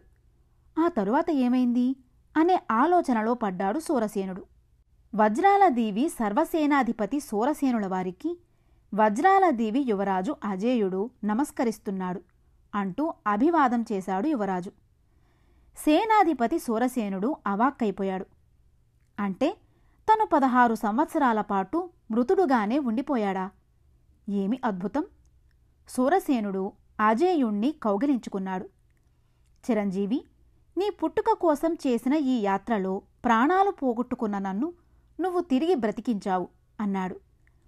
అజేయుడు వజ్రాలదీవిలో జరిగిన సంఘటనలు, వజ్రాల బాణం అపహరించిన విషయం, విద్యాధరి శాప విమోచనం, పాణిగ్రహణం అన్నీ వివరంగా చెప్పాడు. సూరసేనుడు తను కూడా వస్తానని చెప్పి ప్రయాణమయ్యాడు. అజేయుడు సూరసేనుడు కలిసి ఉత్తరపు దిక్కుగా పయనించారు. అక్కడే మేఘాలను తాకుతూన్న అయస్కాంత పర్వత శిఖరం కనిపించింది. దానిపైన భైరవుని త్రిశూలం ఆకాశాన్ని చూస్తున్నట్లు లీలగా కనిపించింది. సూరసేనుడికి అక్కడే ఉండమని చెప్పి మాయాపాదుకలు ధరించి అంతరిక్షంలోకి ఎగిరి అయస్కాంత పర్వత శిఖరం చేరుకున్నాడు అజేయుడు. భైరవుని త్రిశూలాన్ని చేతపట్టుకుని 2 క్షణాల్లో నేలమీదకు దిగాడు అతను. సూరసేనునితో కలిసి పడమర దిక్కుకు ప్రయాణించాడు. అతి త్వరలో నల్లకొండలో గల చీకటి గుహలో ప్రయాణించారు ఇద్దరు. చీకటి గుహలో నివాసాలు ఏర్పరచుకున్న పిశాచాలు, భూతాలు భైరవ త్రిశూలం ధరించి వస్తున్న మానవులను చూడగానే చప్పుడు కాకుండా పక్కకు తొలగి దారి ఇచ్చాయి. గుహ అతి రహస్య ద్వారం తెరుచుకుని ప్రచండుని మందిరంలోకి ప్రవేశించారు ఇద్దరు. ప్రచండుని గుహ మందిరం అనేక భూత ప్రేత పిశాచ గణాలకు నిలయంగా ఉంది. ఎక్కడ చూసినా మణులు, మాణిక్యాలు, రత్నాలు కుప్పలుగా పోసి ఉన్నాయి. అతని సంపదకు ఆశ్చర్యచకితులైనారు ఇద్దరు. రే నరులారా, ఎంత సాహసికులురా అంటూ వచ్చిందొక ఒంటికంటి రాక్షసి. సూరసేనుడు చివాలున తన చేతిలోని కత్తితో తమ మీదకు ఎత్తిన చేతిమీద కొట్టాడు. పెనుకేక పెట్టి సూరసేనుడి మీద పడి అతని నడుం పట్టుకుని పైకి లేపింది ఆ రాక్షసి. అజేయుడు తన చేతిలోని త్రిశూలంచే ఆ రాక్షసి గుండెల్లో పొడిచాడు. కొండంత రాక్షసి నేలకూలింది కిక్కురుమనకుండా. ఇద్దరూ మరికొంత దూరం నడిచారు. ఏనుగంత శరీరంతో ఉన్న తేలు ఒకటి కొండ ఎత్తుకొని తమ వైపే రావడం గమనించారు. అది భూతాల జంతువుగా అర్థం చేసుకున్నారు. అజేయుడు భైరవుని తలుచుకుని తన చేతిలోని త్రిశూలం గురి చూసి విసిరాడు తేలు శిరస్సుకు. త్రిశూలం తగలడంతోనే కొండ ఎత్తుకొని వచ్చే ఆ తేలు గప్పున మండి బూడిదయింది. మరికొంత దూరం వెళ్లారు. 10 శిరస్సులు గల పెనుబాము విషపు జ్వాలలు విడుస్తూ కనిపించింది. దాని విషజ్వాలల్లో ఎంత మహత్తు గలవాడైనా మాడిపోవలసిందే. వెంటనే అజేయుడు దానిమీద కూడా భైరవాయుధం ప్రయోగించాడు. భైరవ త్రిశూలం సరాసరి వెళ్లి దాని గుండెలను తాకడంతో భగ్గున మండిపోయింది. ఇద్దరూ ముందుకు సాగిపోయారు. అల్లంత దూరంలో ఒక పెద్ద బంగారు శిలపై నిలువుగా ఉంచబడిన వజ్రాల బాణం యొక్క వెలుగు కనిపించింది. దాని చుట్టూ అనేక రకాల పిశాచాలు, భూతాలు కాపలా కాస్తున్నాయి. తమ దగ్గరగా వస్తున్న మానవులను చూడగానే పిశాచాలు ఎగరడం ప్రారంభించాయి. భైరవాయుధం సూరసేనుడికి ఇచ్చి తను మాయాపాదుకలు ధరించి ముత్యాలహారాన్ని స్పృశించాడు అజేయుడు. మరుక్షణంలో అతను అదృశ్యరూపుడైనాడు. పిశాచాలు నివ్వెరపోయాయి. తామే పొరబడ్డాయనుకున్నాయి. త్రిశూలం ధరించి వస్తున్న సూరసేనుడి మీదకు మూకుమ్మడిగా దాడి చేశాయి. సూరసేనుడు వాటిని చీల్చి చెండాడుతున్నాడు. పిశాచగణాలు మందలు మందలుగా మిడతల్లా నేలరాలుతున్నాయి. ఈలోపు అజేయుడు సువర్ణశిలా వేదిక మీద భద్రపరచబడి ఉన్న వజ్రాల బాణం తీసుకున్నాడు. పిశాచాలకు ఈ విషయం తెలిసేలోపునే అతను వజ్రాల బాణం యొక్క కిరణాలతో వాటిని సర్వనాశనం చేశాడు. అరగడియలో మొత్తం పిశాచాలు బూడిదగా మారిపోయాయి. వజ్రాల బాణంతో సూరసేనుడి ప్రక్క నిలబడ్డాడు అజేయుడు. ఇద్దరూ దక్షిణ దిక్కుగల మహాకాళీ మందిరంలోకి అడుగుపెట్టారు. కొండంత దేవత గుడ్లురిమి చూస్తూ నాలుక చాచి కనిపించింది. అతి భయంకరంగా. ఆ ప్రళయ భీకర స్వరూపాన్ని చూసిన ఇద్దరూ నమస్కరిస్తూ అంబికా స్తోత్రం చేశారు. మహాకాళీ స్వరూపమైన అంబిక సంతసించింది. ప్రసన్నవదనంతో ప్రత్యక్షమయింది. మానవులారా, మీ భక్తితో నన్ను ముగ్ధురాలును చేశారు. మీ కోరిక ఏమిటో నాకు తెలుసు. వేలాది సంవత్సరాలుగా భక్తికి కట్టుబడి ఉన్నానిక్కడ. నన్ను నాశనం చేస్తే కాని ప్రచండు చావడు. అతని ఆయువు నా గుండెల్లో నిక్షిప్తమైన సంగతి మీకు తెలుసు. నా మూర్తిని పడగొట్టడం మానవ మాతృల శక్యం కాదు. ఒక్క పరమశివుడే నన్ను జయించగలడు. ప్రచండు ఇప్పుడు ఘోర తపస్సులో ఉన్నాడు. బ్రహ్మదేవుని మెప్పించి దివ్యవరాలు పొంది మహావిష్ణువు మీద వజ్రాల బాణంతో యుద్ధం చేసి వైకుంఠాన్ని సర్వనాశనం చేయాలని అతని తలంపు. మీరు అతని తపశ్శక్తిని వమ్ము చేసి పరమశివుని ద్వారా నన్ను కూలద్రోపి విజయులు కండి అంటూ ఆశీర్వదించి అంతర్ధానమయ్యింది భవాని. వజ్రాల బాణం అమిత శక్తి కలది. దాని సహాయంతో అంతరిక్షంలో సహితం పయనించవచ్చు. వజ్రాల బాణం సూరసేనుడు పట్టుకుని ఆ గుహను వదిలి బయటకు వచ్చాడు. అతని వెంటనే అజేయుడు కూడా గుహ వెలుపలకు వచ్చాడు. ఇద్దరూ కైలాసం వైపు ఆకాశంలోకి ఎగిరారు. అంతరిక్షయానం సూరసేనునకు కొత్త. అతను చాలా వింత వింత అనుభూతులు పొందసాగాడు. దూరంగా కైలాసం కనిపించింది. ఇద్దరూ చేతులు జోడించి నమస్కరించారు కైలాస శిఖరానికి. ప్రమదగణాలు అడ్డం నిలిచాయి. పరమశివుడు తపోనిష్టలో ఉన్నాడని, ఆయన్ను ఎవరూ దర్శించడానికి వీలులేదని గట్టిగా చెప్పారు. అజేయుడు పరిశుద్ధ మనస్సుతో పంచాక్షరి జపించుతూ కూర్చున్నాడు. కైలాస పర్వత ద్వారం ముంగిట సూరసేనుడు అతనికి రక్షణగా నిలబడ్డాడు, వజ్రాల బాణం చేతితో పట్టుకుని. అజేయుని పంచాక్షరి నామజపం కైలాస పర్వతాన్ని ఊపింది. తపోభంగం అయిన పరమశివుడు కోపంతో కన్నులు తెరిచాడు. పంచాక్షరి జపం శ్రావ్యంగా అతని వీణులకు సోకింది. శాంతించాడు. ప్రమోద మనస్కుడై ప్రమదగణాలు వెంటరాగా లేచి కైలాస పర్వతం ముంగిటికొచ్చాడు. మహావిష్ణువాయుధం వజ్రాల బాణం చేతపట్టుకుని రక్షణగా నిలబడ్డ సూరసేనుణ్ణి భైరవ త్రిశూలం ముందు పెట్టుకుని పద్మాసనాసీనుడై పంచాక్షరిని జపిస్తున్న అజేయుణ్ణి చూశాడు పరమశివుడు. పరమశివుణ్ణి చూడగానే రెండు చేతులు జోడించి హరోం హర, హరహర మహాదేవ అంటూ నమస్కరించాడు సూరసేనుడు. మహాతపస్సంపన్నులకు అమరులకు దుర్లభమైన పరమశివుని సాక్షాత్కారం అజేయుని సాహచర్యం వలన లభించిందే అతనికి. శివుడు సూరసేనుణ్ణి దీవించాడు, విజయోస్తు అని. చిరంజీవి లే అని అజేయుడి మీద చెయ్యి వేశాడు శివుడు. అజేయుడు కన్నులు విప్పాడు. తనకెదురుగా చర్మం కట్టుకుని నెత్తిమీద గంగాభవాని నాట్యం చేస్తుండగా చేత త్రిశూలం, ఢమరుకం ధరించి చిరునగవు పెదవుల మీద చిందులు వేస్తుండగా అజేయునికి నందీశ్వరుడు శివుని స్తోత్రం చేసినది గుర్తుకు వచ్చింది. వెంటనే రెండు చేతులు ముకుళించాడు. జయ జయ శంకర శత్రుభయంకర, జయ జయ ప్రమథ పిశాచ శంకర, జయ జయ తాండవ సంభ్రమ సుందర, జయ జయ ధైర్య విచారిత మందర అంటూ శివుని స్తోత్రం చేశాడు అజేయుడు భక్తి పారవస్యంతో లేచి. ఇష్టకామ ఫల సిద్ధిరస్తు. చిరంజీవి, వరప్రసాదితుడవు, నీకు కావలసిన కోరిక ఏమిటి అన్నాడు పరమశివుడు.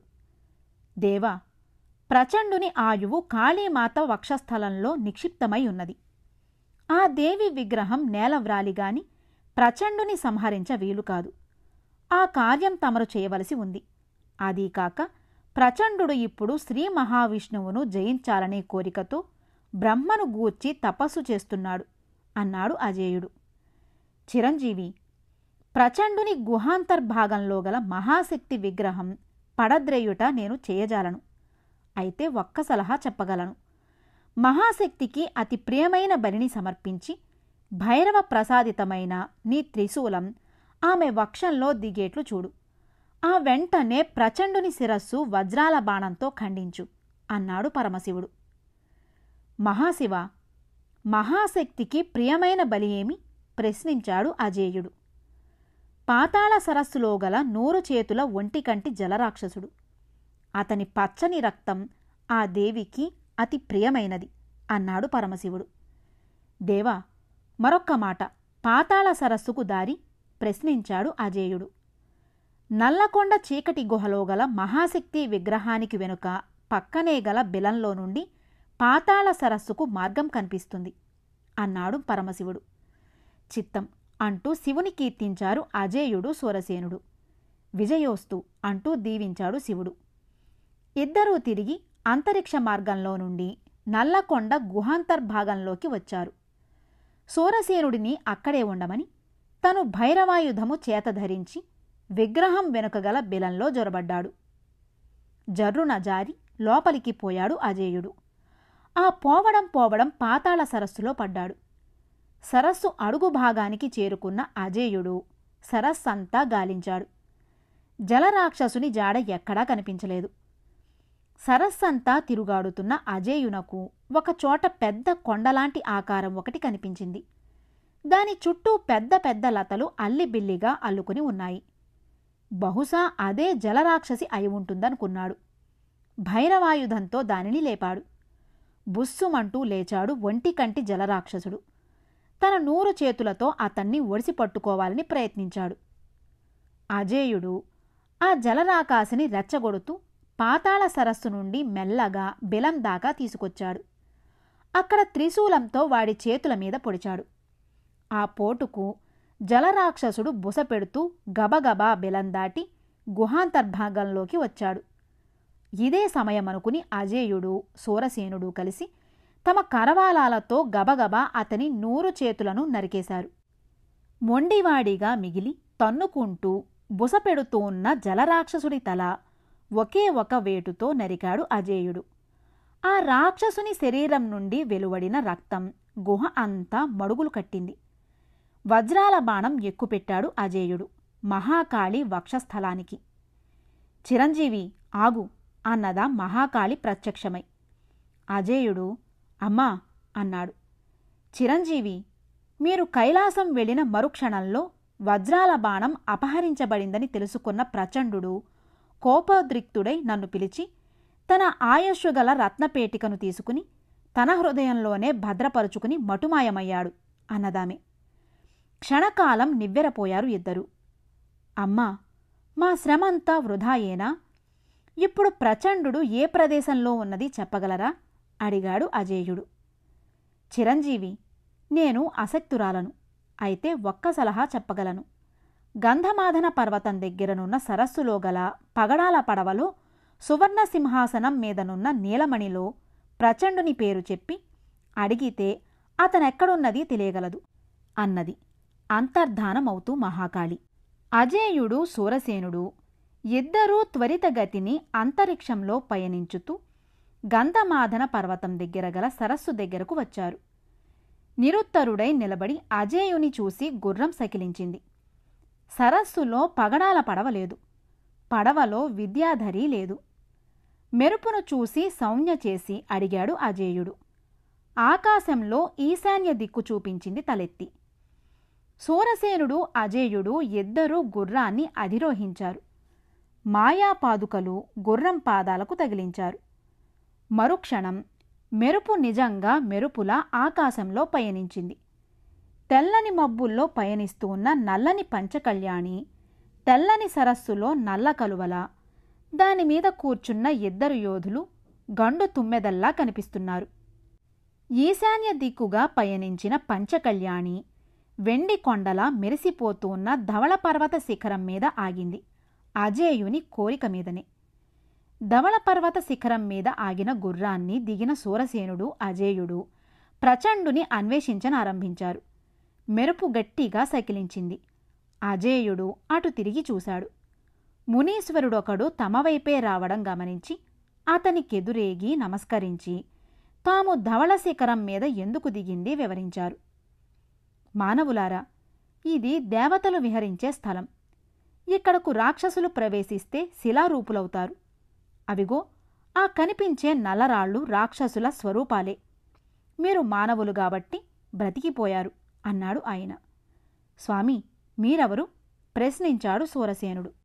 సూరసేన, నేను సర్వాంతర్యామిని.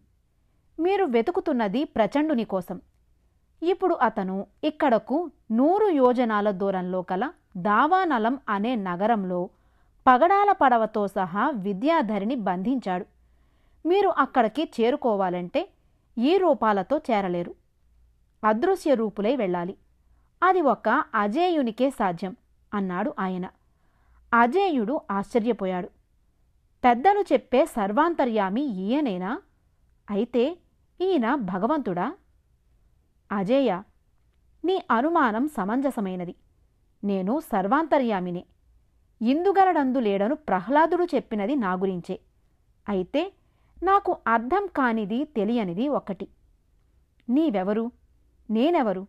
ఇదంతా ఏమిటి? నాకు తెలిసింది మరొకరికి తెలియనిది ఏమిటి? ఈ మీమాంసలో పడిన నేను సత్యాన్వేషణకై తపస్సు చేస్తున్నాను అన్నాడు సర్వాంతర్యామి. అజేయుడు నోరు తెరిచాడు. మరేదో అడగబోయాడు. తప్పకుండా అతను నీ చేతిలోనే మరణిస్తాడు. ఇది నగ్న సత్యం. వెళ్ళు, నీ మాయాపాదుకలు వజ్రాల బాణం తీసుకో. ఇదిగో వజ్రాల బాణానికి రత్నాల విల్లు అప్పటికప్పుడే సృష్టించాడు. నిలువెత్తున రత్నాలు పొదిగి నారీ సంధించిన విల్లును అజేయుడు కన్నులకద్దుకుని విల్లునందుకొని నారి బిగించాడు. నారి ఒక్కసారి మ్రోగించాడు. ఝం ఝం ఝం అంటూ ధవళపర్వతం మార్మ్రోగేలా నాదం వినిపించింది. కుమారా అజేయ, దీనికి సంధించిన ఈ నారి జృంభాలకుడనే రాక్షస వీరుని వెన్నుపూసలో నుండి తీసిన నరం. ఇది మహత్తుగల విల్లు. దీనితో సంధించి విడిచిన బాణం గురి తప్పే వీలులేదు. సరే, పోయిరా. విజయుడవై వచ్చేటప్పుడు సూరసేనుని తీసుకువెళ్ళు. ఆయన పర్వతంలో గల ఒక బెలంలోకి వెళ్ళి అంతర్ధానమయ్యాడు. తను తిరిగి వచ్చే వరకు అక్కడే ఉండమని మెరుపు గుర్రాన్ని అతనికి అప్పగించి మాయాపాదుకలు ధరించి అదృశ్యరూపుడై వజ్రాల బాణంతో సహా దావానలం అనే చైతన్య నగరం వైపు పయనించాడు మనోవేగంతో అజేయుడు. అమావాస్య చీకటి రాత్రిలో వజ్రాల దీవి నగరంపైకి ముసుగులు ధరించిన అనేక వేల మంది విరుచుకుపడ్డారు. నగరంలో గందరగోళ పరిస్థితి ఏర్పడింది. ఈ వార్త మహారాజు చంద్రసేనునకు, మంత్రి దండనాయకులకు తెలిసేటప్పటికే ఆలస్యమైంది. వజ్రాల దీవిపై శత్రురాజులు ఆకస్మికంగా ముట్టడి జరిపారు. ఆ రాత్రంతా సంకుల సమరం జరిగింది. శత్రుబలాలు పెరగసాగాయి. తెల్లవారింది. వజ్రాల దీవిలో గల ప్రజలు, సైనికులు సమాయత్తమయ్యారు. మహారాజు చంద్రసేనుడు, మంత్రి, దండనాయకులు సకలాస్త్రములు ధరించి రణరంగానికి తరలివెళ్లారు. రాజకుమారి అనిలాదేవి కూడా పురుష దుస్తులు ధరించింది. తల్లులకు నమస్కరించి కవచం, శిరస్త్రాణం ధరించింది. చూపరులకు యువరాజు అజేయుడు వచ్చాడా అన్నట్లు కనిపించింది. యుద్ధరంగంలో తండ్రి ప్రక్కన చేరి శత్రు సైనికుల తలలు బంతుల్లా ఆడుకోజొచ్చింది. చంద్రసేనుడు తన కూతురు అనిలాదేవి పరాక్రమానికి ముగ్ధుడయ్యాడు. శత్రురాజులు మూకుమ్మడిగా విరుచుకుపడటంతో రాజు, యువరాణి చెరో దిక్కుగా పోరాటం సాగించనారంభించారు. ఆ పోరాటంలో శత్రురాజు తల తెగనరికింది యువరాణి. తమ రాజు చావడం కళ్ళార చూసిన శత్రు సైనికులు అనిలాదేవి మీద దాడి చేశారు. అయినా ఆమె విజృంభించి వారిని తరిమేసింది. సాయం సమయం అయ్యింది. అందరూ విశ్రాంతి తీసుకున్నారు. ఒక్క రాత్రి, ఒక పగలు పోరాడిన వజ్రాల దీవి సైనికులు అలసట చెందారు. ఒకేసారి 4 శత్రుదేశాల సైనికులతో పోరాడాలంటే సాధ్యమా? ఆ రాత్రి మహారాజు సర్వ సైన్యాధికారులను రప్పించి యుద్ధ పరిస్థితి వివరించాడు. రాజగురువు శ్రీకాంత శర్మ చంద్రసేనునితో ఇలా అన్నాడు. రాజా, ఎందుకైనా మంచిది, వజ్రాల దీవి తలుపులు మూసి రాణులను స్త్రీలను కోటలో ప్రవేశపెట్టండి అని సలహా ఇచ్చాడు. వజ్రాల దీవి కోట అభేద్యమైనది. ఎట్టి పరిస్థితులలోనూ ఆ తలుపులు పగలవు. అవి వజ్ర నిర్మితాలు. కోట గోడలు ఉక్కు కంటే గట్టిగా నిర్మింపబడ్డాయి. మహారాజు అందుకు అంగీకరించి రాత్రికి రాత్రే స్త్రీలను, బాలురను, బాలికలను, వృద్ధులను కోటలో ప్రవేశపెట్టి వారికి సకల సౌకర్యాలు సంవత్సరానికి సరిపడే విధంగా అమర్చాడు. తిరిగి ఉషోదయం అయింది. రణభేరి మ్రోగింది. రాకుమారి అనిలాదేవి పూర్తి యుద్ధ దుస్తులు ధరించి తండ్రితో పాటు రణరంగంలోకి వచ్చింది. రాకుమారి శౌర్య ప్రతాపాలకు శత్రు సైనికులు జోహారు చేశారు. చంద్రసేనుడు అరివీర భయంకరుడుగా పోరాడటం సాగించాడు. ఒక శత్రురాజు విడిచిన బాణం తగిలి గాయపడ్డాడు. అతని స్థానం యువరాణి ఆక్రమించింది. శరపరంపరలు వర్షింపజేసి తన తండ్రిని గాయపరిచిన వాని శరీరంలో వరుసగా అంబులు నాటింది. మహారాజును కోటలోనికి ఎవరికీ తెలియకుండా పంపించారు. ఆయన వేషంతో రాజగురువు శ్రీకాంత శర్మ యుద్ధరంగానికి వచ్చారు. ఇక మొదలైంది అసలైన పోరాటం. మహామహితాత్ముడు అజాతశత్రువు అలిగిన నాడు అన్న సామెతగా శత్రురాజులు సైనికులు చెల్లాచెదురయ్యారు. రాజగురువు శ్రీకాంత శర్మ ధాటికి తట్టుకోలేక. అయితే వజ్రాల బాణం లేదనే ధైర్యం కొంత, తమ 4 దేశాల సైనికులు కలిస్తే ఈ వజ్రాల దివి సైనికుల బలం చాలదనే ధైర్యం కొంత వారిని విజృంభింపజేశాయి. 3 శత్రురాజులు ఒకేసారి విరుచుకుపడ్డారు రాజగురువు మీద. మహారాజు చంద్రసేనుడు ఇతడేననే అభిప్రాయంతో. వారి 3 శత్రు సైనికులను ఎదిరించాలంటే సాధ్యమా? రాజుగురువు మీద ఒక్కుమ్మడిగా విరుచుకుపడిన శత్రువులను చూసింది రాకుమారి అనిలాదేవి. తన పంచకళ్యాణిని అటుగా పోనిచ్చి వారిని ఎదుర్కొన్నది. ఈ సంకుల సమరంలో రాజగురువు ఒకదారి, రాకుమారి ఒకదారి అయ్యారు. శత్రు సైనికులు రాకుమారి అనిలాదేవిని చుట్టుముట్టి తమ గుడారాల వైపుగా తీసుకువెళ్లి అక్కడ ఆమెను బంధించారు. ఈ విషయం మహారాజుకు గాని రాజగురువుకు గాని తెలియదు. సాయం సమయంలో యుద్ధం నిలుపుదల చేసినప్పుడు రాకుమారి కనిపించడం లేదని తెలుసుకున్నారు. మహారాజు చంద్రసేనుడు నీరుగారిపోయాడు. శత్రురాజులు రాయబారిని పంపారు. మర్యాదగా వజ్రాల దీవిని అప్పగిస్తే రాకుమారిని వదిలిపెడతాం, లేకుంటే ఆమెను సంహరించి ఖండాలు కానుకగా పంపిస్తామని చెప్పారు. ఈ వార్త పిడుగులా వినబడింది. రాకుమారిని వదులుకోవడమా, వజ్రాల దీవిని స్వాధీనపరచడమా? అత్యవసర సమావేశం ఏ నిర్ణయమూ తీసుకోలేకపోయింది. 4 రోజులు వ్యవధి కావాలన్నారు చంద్రసేనుడు రాజగురువు రాయబారితో. అతను అంగీకరించి 4వ రోజు సాయం సమయానికి ఏ నిర్ణయం తీసుకుంటారో దానిమీదనే రాకుమారి జీవితం ఆధారపడి ఉంటుందని చెప్పి వెళ్ళాడు. ఆకాశంలో పయనిస్తున్న అజయునకు దూరంగా మంటలు ఆకాశాన్నంటే నగరం కనిపించింది. అదే దావానల నగరంగా గుర్తించాడు అతను.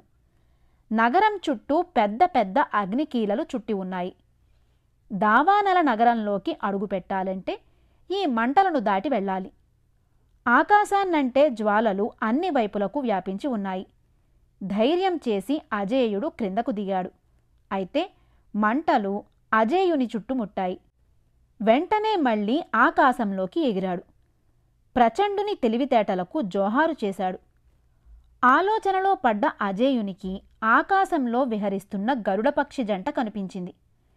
దగ్గరలో దావానల నగరం తప్ప మరేమీ లేని చోట ఈ పక్షి జంట ఎక్కడి నుంచి వచ్చింది?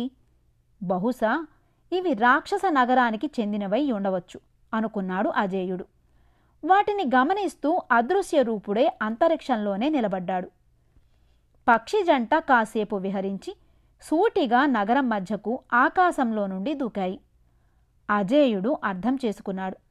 చుట్టుప్రక్కల ఎటు నుండి నగరంలో ప్రవేశించాలన్నా అగ్నికీలలు చుట్టుముడతాయి. సూటిగా నగరం మధ్యలోకి ఆకాశం నుండి ప్రవేశిస్తే అగ్ని చుట్టముట్టదనే విషయం అర్థమయ్యింది. వెంటనే అజేయుడు ఆకాశం నుండి నగరం మధ్యకు దిగాడు. అదృశ్యరూపుడైన అజేయుడు నగరమంతా పర్యవేక్షించసాగాడు. ఆకాశాన్నంటే భవనాలు, సుందర నందన వనాలు, బారులు తీర్చిన వీధులు, సమస్త ఐశ్వర్యాలు కల అమరపురిలా ఉంది దావానల నగరం. ఇంత చక్కని నగరం, మంచి మానవులు గల ఈ నగరంలో మచ్చలాంటివాడు ప్రచండు. స్వర్ణకాంతులు ఇస్తున్న ఒక భవనం ముందు ఆగాడు అజేయుడు. విచ్చుకత్తుల పహారాతో ఉన్న దానవులను తప్పించుకుని లోపలకు వెళ్ళాడు. రత్నాలు పొదిగిన గోడలతో, మణిదీపాలతో సుందరంగా ఉన్నది ఆ భవనం లోపల. అజేయుడు గదులన్నింటినీ వెతకసాగాడు. పడమరగా ఉన్న గది తలుపులు బంధించబడి ఉన్నాయి. అజేయుడు బలంగా తలుపులు తెరుచుకుని లోపలకు వెళ్ళాడు. పాన్పు మీద విద్యాధరి ఏడుస్తూ కనిపించింది. దగ్గరగా వెళ్ళి మెల్లగా విద్యాధరి అని పిలిచాడు. ఆమె త్రుళ్ళిపడి లేచి ఆ స్వరం అజేయునిదిగా గుర్తించి, స్వామి వచ్చారా అన్నది.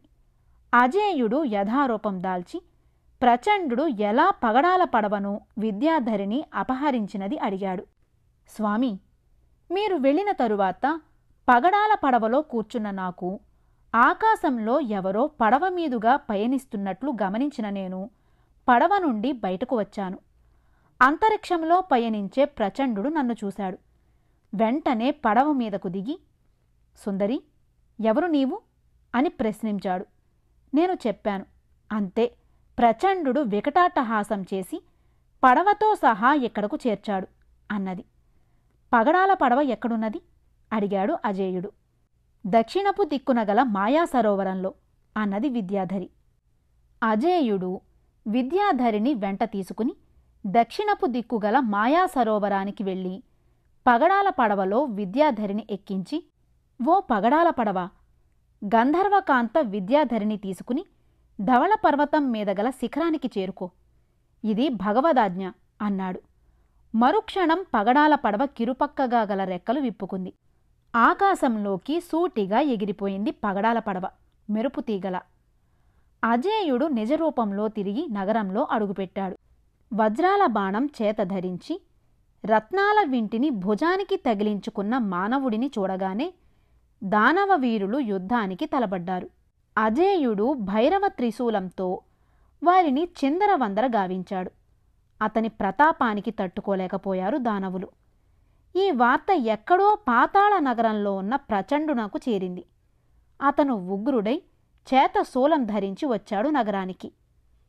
రహస్య మందిరంలో విద్యాధరి, మాయా సరోవరంలో పగడాల పడవ అంతర్ధానం కావడంతో ప్రచండు కోపంతో, అజేయ, నీ పని ఆఖరు అంటూ అజేయునిపై ప్రచండ శూలాన్ని విసిరేశాడు. నిప్పులు క్రక్కుతూ మీదకు వస్తున్న శూలాన్ని భైరవ శూలంతో ఖండించాడు. ప్రచండు గండ్రగొడ్డలి విసిరేశాడు. అర్ధచంద్రాకృతిలోనున్న ఆ గండ్రగొడ్డలి మహిమాన్వితం గలది. దాని ధాటికి ఎవ్వరూ ఎదురు నిలవలేరు. అజేయుడు ఈ గొండ్రగొడ్డలి దెబ్బకి చావడం ఖాయం అనుకున్నాడు ప్రచండు. అజేయుడు భైరవుని త్రిశూలం గండ్రగొడ్డలికి సూటిగా విసిరాడు. భైరవ శక్తి ముందు ప్రచండుని శక్తి చాలలేదు. గండ్రగొడ్డలి తుత్తు నీలైంది. అజేయుడు సింహనాదం చేశాడు విజయోత్సాహంతో. ప్రచండు మండిపడ్డాడు. వెంటనే అంతర్ధానమయ్యాడు. ఈలోగా రాక్షస సేన అజేయుని మీదకు వచ్చింది. తను ఒక్కడైనా 1000 మంది వీరుల్లా వారి మీద బాణాలు వేయడం, త్రిశూలంతో గుండెలు చీల్చడం చేస్తున్నాడు. రాక్షస గణాలు మిడుతల దండుల్లా నేలకూలుతున్నాయి. ప్రచండు ఎక్కడికి వెళ్ళింది అంతుబట్టలేదు. మళ్లీ మాయమయ్యాడా? ఈ చోటు నుండి మరో చోటుకు పలాయనం చిత్తగించాడా అనే అనుమానం వచ్చింది అజేయునకు. ఆలోచించడానికి కూడా అవకాశం లేదు. రాక్షస సేన శలభదండులా వచ్చి మీద పడుతోంది. ఇక లాభం లేదనుకున్నాడు. ఈ రాక్షస గణాన్ని సర్వం నాశనం చేస్తేనే కాని ప్రచండుని గురించి తెలుసుకోలేననుకుని రత్నాల విల్లుకు వజ్రాల బాణం సంధించి మహావిష్ణువును తలచి రాక్షస గణంపై వేశాడు. అంతే, ఆ మరుక్షణంలో రాక్షసులు సర్వం బూడిదగా మారారు. వజ్రాల బాణం పిడుగులా గర్జిస్తూ మెరుపులా మెరుస్తూ తిరిగి అజేయుని వద్దకు చేరింది. రాక్షస గణం మొత్తం నాశనం కావడంతో తిరిగి ప్రచండు ప్రత్యక్షమైనాడు. ఇప్పుడు అతని వద్ద అనేక దివ్యాస్త్రములున్నట్లు గమనించాడు అజేయుడు. ప్రచండుడు ముందుగా వజ్రాలు పొదిగిన వజ్రగదను విసిరేశాడు అజేయుని మీదకు. దగద్ధగాయమానంగా మెరుస్తూ ప్రళయ భీకరంగా వస్తున్న ఆ గదను చూసి తన త్రిశూలాన్ని విసిరేశాడు. వెంటనే ఆలస్యం చేయకుండా రత్నాల వింటికి వజ్రాల బాణం సంధించి లాగి వదిలాడు నారిని. బాణం పిడుగులా ధ్వని చేసుకుంటూ వచ్చి ప్రచండుని గుండెల్లో నాటింది. అదే సమయంలో వజ్రాల గద త్రిశూలం ధాటికి తట్టుకోలేక వెనుదిరిగి వచ్చి ప్రచండుని మూర్కొన్నది. తరతరాల నుండి జగజ్జగాలను తన మాయాజాలంతో గడగడలాడించుతూ వజ్రాల బాణాన్ని అపహరించి దానితోనే మహావిష్ణువును జయించాలని కలలుగన్న ప్రచండు దావానల నగర నిర్మాత దానవులకు రాజైన చండ ప్రచండు నేల కొరిగాడు. అజేయ, నా ప్రాణం తీశావు అని కేకపెడుతూ. వజ్రాల బాణం త్రిశూలం అజేయుని చేరాయి. ప్రచండు నేల కొరిగిన మరుక్షణంలో అతని ప్రాణాలు పోయాయి. వెంటనే దావానల నగరం భూకంపం వచ్చినట్లు తల్లడిల్లింది. నగరం అంతా మంటలు అలుముకున్నాయి. అజేయుడు అంతరిక్షంలోకి ఎగిరాడు. దావానల నగరం అగ్నికి ఆహుతయింది. అమరపురిని తలదన్నే రాక్షస నగరం క్షణంలో బూడిదయింది. ధవళగిరి మీద నిలబడి ఆకాశంలోకి చూస్తున్న సూరసేనుడు విద్యాధరులకు మెరుపులా ధవళగిరి మీదకు దిగుతూన్న అజేయుడు కనిపించాడు. వారిరువురికి అక్కడ జరిగిన సంగతులు చెప్పి మనస్సులో సర్వాంతర్యామికి నమస్కరించి పగడాల పడవలో మెరుపు గుర్రంతో సహా వజ్రాల దీవి వైపు పయనించారు ముగ్గురు. రాకుమారి అనిలాదేవిని బంధించారన్న వార్తతో పాటు వజ్రాల దీవి మీద శత్రురాజులు దండెత్తారన్న వార్త చంద్రసేనునకు కాబోయే అల్లుడు విక్రమవర్మ పుత్రుడు విజయవర్మకు తెలిసింది. వెంటనే తండ్రి అనుమతితో సర్వసైన్యాన్ని తీసుకుని బయలుదేరాడు విజయవర్మ శత్రురాజులపై ముట్టడికి. తాము పెట్టిన 4 రోజులు సమయం దాటింది. చంద్రసేన మహారాజు దగ్గర నుండి ఏ వార్త అందలేదు వారికి. 5వ రోజు ఉదయమే రణభేరి మ్రోగింది. చంద్రసేన మహారాజు కోలుకున్నాడు. రాజగురువు శ్రీకాంతశర్మతో సహా అందరూ కవచ శిరస్త్రాణధారులే రణరంగానికి చేరుకున్నారు. విజయమో వీరస్వర్గమో అన్నట్లు పోరాటం జరుగుతోంది. ఎవరికి వారు విజయలక్ష్మి తమనే వరించాలనే దీక్షతో పోరాడుతున్నారు. ఆ సమయంలో వచ్చి కలిసింది విజయవర్మ సైన్యం వజ్రాల దీవి సైన్యంతో. విజయవర్మను చూసిన చంద్రసేనుడు తన కుమారుడైన అజేయుని చూసినట్లుగానే సంబరపడ్డాడు. ఇప్పుడు భయపడటం శత్రువుల వంతు అయ్యింది. విజయవర్మ ఒక పక్క, రాజగురువు ఒక పక్క, మహారాజు మరో పక్క శత్రువులను ఊచకోత కోస్తున్నారు. ఇంతలో ఆకాశంలో ఒక మెరుపు మెరిసింది. అందరూ దిగ్భ్రాంతులై పైకి చూశారు. సింధూరపు రంగులో మెరుపు వేగంతో ఆకాశంలో నుండి రణరంగంలోకి దిగింది పగడాల పడవ వజ్రాల దీవిలో. పడవలో నుండి దిగుతున్న అజేయుని, గంధర్వకన్యను, సర్వసైన్యాధిపతి సూరసేనుని చూసిన మహారాజు, రాజగురువు సంతోషాశ్చర్య భరితులయ్యారు. అజేయుడు వెంటనే తన మెరుపు కళ్యాణిని అధిరోహించి శత్రువుల గుడారాల్లోకి దూసుకుపోయి వారిని చీల్చి చెండాడుతూ బందీ అయిన తన సోదరిని విడిపించుకుని వచ్చాడు తన వద్దకు. అజేయుడు, సూరసేనుడు వచ్చారన్న వార్త క్షణాల మీద ప్రాకింది శత్రువలయంలోకి. వారి గుండెలు గుబగుబలాడాయి. ఇక తమ చావు ఖాయమని భావించారు. ప్రాణానికి తెగించి పోరాటం సాగించారు. అజేయుడు ఒక్కసారి శత్రువులకెదురుగా నిలబడి రత్నాల విల్లు నారి మోగించాడు. దాని ప్రళయ భీకర శబ్దానికి శత్రువుల గుండెలు పగిలాయి. వజ్రాల బాణం వింటికి సంధించి లాగి వదిలాడు శత్రుసేనలపైకి. అంతే, వజ్రాల బాణం నుండి వెలువడే మృత్యుకిరణాలు శత్రురాజులను వారి వారి సైన్యాలతో సహా ఒక్క క్షణం వ్యవధిలోనే బూడిద చేశాయి. చంద్రసేనుడు తన కుమారుని సాహసాన్ని మెచ్చుకున్నాడు. అజేయుడు విద్యాధరి విషయం చెప్పి తల్లిదండ్రుల అనుమతి లేకుండా వివాహం చేసుకున్నందుకు మన్నించమని ప్రార్థించాడు. సూరసేనుడు తను ఎలా మృత్యుపాలైనది, తిరిగి ఎలా అజేయుని వల్ల పునర్జీవితుడైనది రాజగురువుకు, చంద్రసేనునకు చెప్పాడు. విద్యాధరిని తీసుకుని అనిలాదేవి రాజాంతఃపురంలోకి నడిచింది, విజయవర్మను క్రీకంట చూస్తూ. ఇక అందరూ మహాశక్తి దేవాలయం వరకు వెళ్లారు దర్శనానికి. అక్కడ ప్రత్యక్షమయ్యాడు యోగేంద్రుడు. చంద్రసేనుడు అతనికి పాదాభివందనం చేసి, స్వామి, తమ అనుగ్రహం వలన చిరంజీవి ప్రచండుని సంహరించి వచ్చాడు అన్నాడు. అజేయుడు, సూరసేనుడు, రాజగురువు అందరూ ఆయనకు భక్తితో వందనం గావించారు. రాజా, నేను ప్రచండు ఏకోదరులం. అయితే నేను సర్వసంగ పరిత్యాగినై దేవుని కొరకు అన్వేషిస్తూ తిరుగుతున్నాను. ప్రచండు దేవుని నిర్జించాలనే భయంకరమైన కోరికతో క్షుద్రశక్తులు సంపాదించాడు. అతను శ్రీ మహావిష్ణువుకు బద్ధ విరోధి. ఆయన్ను జయించాలంటే ఆయన వజ్రాల బాణంతోనే జయించాలి. సుదర్శన చక్రాన్ని నిరోధించగల ఒకే ఒక ఆయుధం వజ్రాల బాణం. అందుకే అనేక మాయల ద్వారా దాన్ని నీ వద్ద నుండి సంగ్రహించాడు. ఆ బాణంతోనే అతను ప్రాణాలు పోగొట్టుకున్నాడు. చంద్రసేన, పగడాల పడవ ఎంతో అద్వితీయ శక్తులు కలది. నీటిలో పయనించగలదు, నింగిలో ఎగురగలదు. అది నీ వద్దనున్నంతకాలం నీ వజ్రాల దీవి వైపు సురాసురులు సైతం కన్నెత్తి చూడలేరు. చిరంజీవి, అజేయ, భైరవ ఆయుధం ఇక నీ వద్ద ఉండరాదు. దానిని ఆకాశంలోకి విసురు, తిరిగి భైరవుని చేతిని అలంకరిస్తుంది అంటూ అందరినీ దీవించి యోగీశ్వరుడు అంతర్ధానమయ్యాడు. అజేయుడు తన చేతిలోని త్రిశూలాన్ని కనులకద్దుకుని శక్తి కొలది ఆకాశంలోకి విసిరివేశాడు. అది రివ్వున తిరుగుతూ అంతరిక్షంలో అంతర్ధానమయ్యింది. రాజగురువు శ్రీకాంత శర్మ నిర్ణయించిన శుభముహూర్తంలో అంబికాలయంలో అజేయునకు, విద్యాధరికి, అనిలాదేవికి, విజయవర్మకు వైభవంగా వివాహం జరిగింది. ఆ వివాహానికి గంధర్వులు, దేవతలు వచ్చి వధూవరులను దీవించారు. వజ్రాల దీవిలో ఇప్పుడు ముత్యాల హారం, మాయాపాదుకలు, వజ్రాల బాణం అలంకరించి ఉన్నాయి. వాటితో పాటు వజ్రాల దీవితో పగడాల పడవ కూడా ఉన్నది. అజేయుడు చిరకాలం వజ్రాల దీవి నగరాన్ని విద్యాధరితో పాలించాడు ప్రజానురంజకంగా. చంద్రసేనుడు తన ఇద్దరి భార్యలతో రాజగురువుతో వానప్రస్థాశ్రమం స్వీకరించాడు. సూరసేనుడు మాత్రం అజేయునకు అండగా నిలబడ్డాడు రాజకార్యాల్లో.